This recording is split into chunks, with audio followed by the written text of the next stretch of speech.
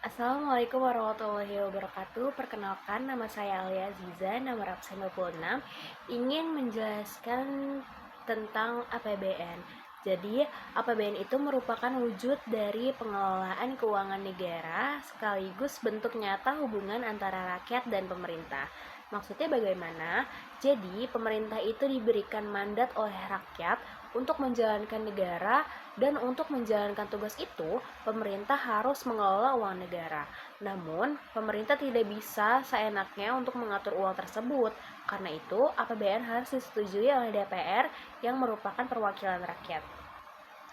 Disinilah APBN itu bertindak sebagai kontrak sosial, yang dimana pertama itu pemerintah merencanakan anggaran, yang kedua itu DPR mengawasi dan menyetujui, lalu rakyat menikmati manfaatnya, lalu pemerintah wajib mempertanggungjawabkannya.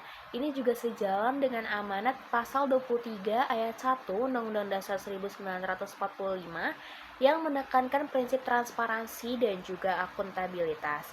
Esensinya, APBN itu merupakan alat untuk mencapai tujuan nasional seperti yang tercantum dalam pembukaan Undang-Undang 1945, yaitu melindungi segenap bangsa, memajukan kesejahteraan, mencerdaskan kehidupan, dan ikut melaksanakan ketertiban dunia.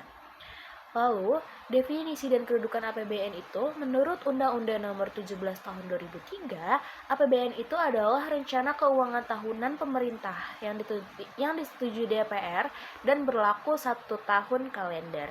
Kedudukan APBN itu sangat strategis karena yang pertama menjadi dasar arah pembangunan nasional, yang kedua menentukan prioritas belanja negara, yang ketiga itu menentukan bagaimana pendapatan negara itu dikumpulkan. Yang keempat, itu mengarahkan kebijakan fiskal jangka pendek dan jangka menengah. Dengan kata lain, APBN itu merupakan peta jalan ekonomi negara untuk 1 tahun penuh.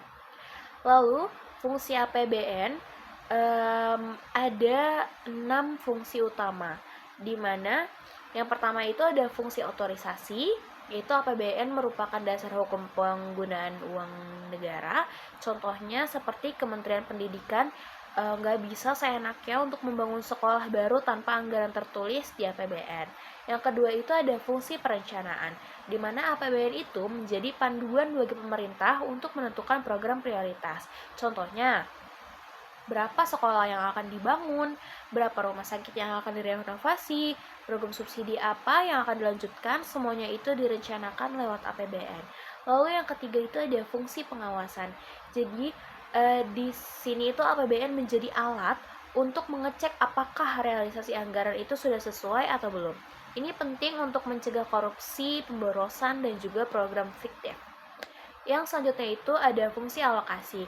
APBN digunakan untuk mengalokasikan sumber daya agar ekonomi lebih efisien. Contohnya, anggaran infrastruktur untuk mengurangi kesenjangan antar wilayah.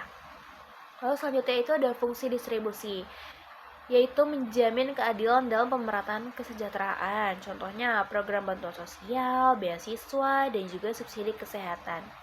Lalu yang terakhir itu ada fungsi stabilisasi. Apa sih fungsi stabilisasi dalam APBN itu? Jadi, ini dimaksudkan APBN itu dipakai untuk menjaga agar kondisi ekonomi itu tetap stabil, khususnya ketika terjadi gejolak global maupun domestik.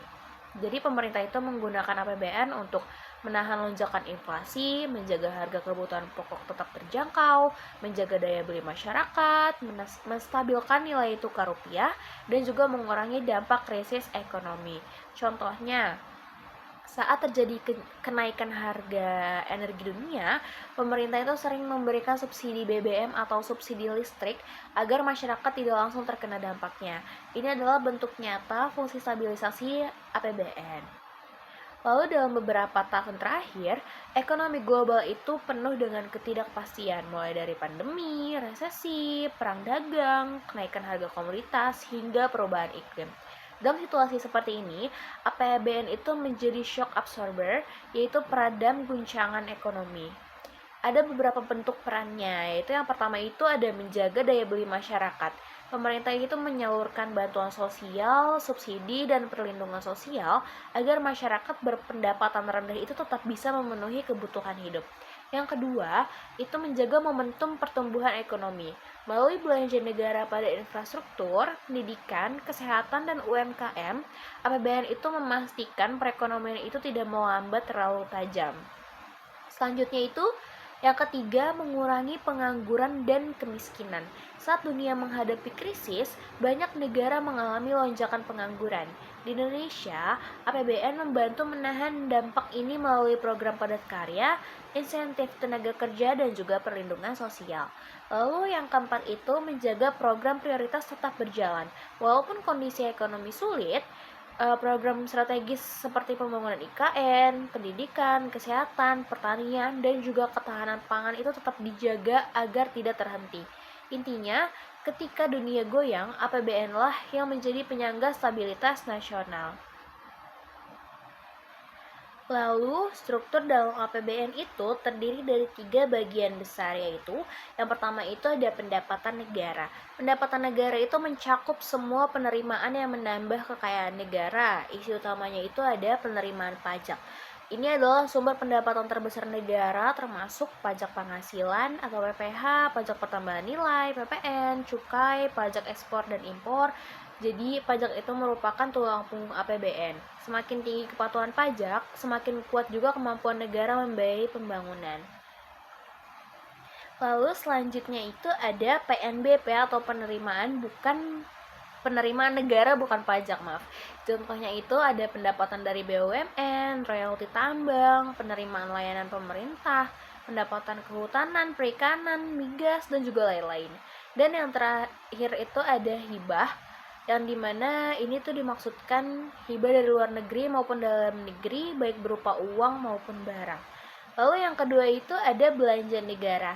Belanja negara itu merupakan seluruh pengeluaran untuk menjalankan kegiatan pemerintah. Belanja negara itu terdiri dari belanja pemerintah pusat, di mana termasuk anggaran kementerian atau lembaga seperti Kementerian Pendidikan, Kesehatan, Pertanian, dan juga Kepolisian, TNI, BNPB, dan juga lainnya. Termasuk pula belanja non-kementerian seperti bunga utang, subsidi energi, belanja bantuan sosial, dan lain-lain. Lalu, selanjutnya ada transfer ke daerah dan dana desa. Tujuannya ini agar pembangunan tidak hanya terpusat di Jakarta, tetapi merata di seluruh daerah. Transfer ini mencakup DAU, DAK, dana bagi hasil, dan juga dana desa. Dana desa sendiri itu berfungsi untuk pembangunan infrastruktur desa dan pemberdayaan masyarakat. Lalu, tentang surplus atau defisit dan pembiayaan. Yang pertama itu, jika pendapatan lebih besar dari belanja itu dikatakan sebagai surplus. Jika belanja lebih besar dari pendapatan, itu disebut dengan defisit. Indonesia itu umumnya mengalami defisit, yang sebenarnya wajar untuk negara berkembang yang membutuhkan investasi besar untuk pembangunan. Namun defisit itu harus dijaga agar tetap sehat dan sesuai batas aman. Lalu pembiayaan. Untuk menutup defisit, pemerintah itu menggunakan pembiayaan, antara lain ada penerbitan surat utang negara, penerimaan pinjaman, penggunaan SHL atau sisa anggaran lebih, dan juga pengembalian pinjaman yang dulu pernah diberikan negara. Pembiayaan ini harus dikelola hati-hati agar tidak menimbulkan beban utang yang berlebihan bagi generasi mendatang. Pada materi ini juga dijelaskan bahwa Indonesia itu terus memperkuat ketahanan fiskal untuk menghadapi ketidakpastian di masa depan. Caranya itu antara lain mengurangi defisit bertahap, menjaga rasio utang tetap dalam batas aman, meningkatkan penerimaan pajak, menyempurnakan belanja agar lebih tepat sasaran, dan juga menyiapkan buffer fiskal yang bisa dipakai saat krisis. Ketahanan fiskal yang kuat akan membuat negara lebih siap untuk menghadapi guncangan global. Jadi itulah penjelasan saya mengenai APBN mulai dari esensi, fungsi, hingga struktur dan juga perannya dalam perekonomian. Dari materi ini saya memahami bahwa APBN itu bukan hanya sekedar angka dan tabel, tetapi juga mencerminkan prioritas pembangunan, kesejahteraan rakyat, dan juga arah bangsa. APBN merupakan alat penting untuk memastikan negara bergerak menuju tujuan nasional, yaitu masyarakat yang adil, makmur, dan juga sejahtera.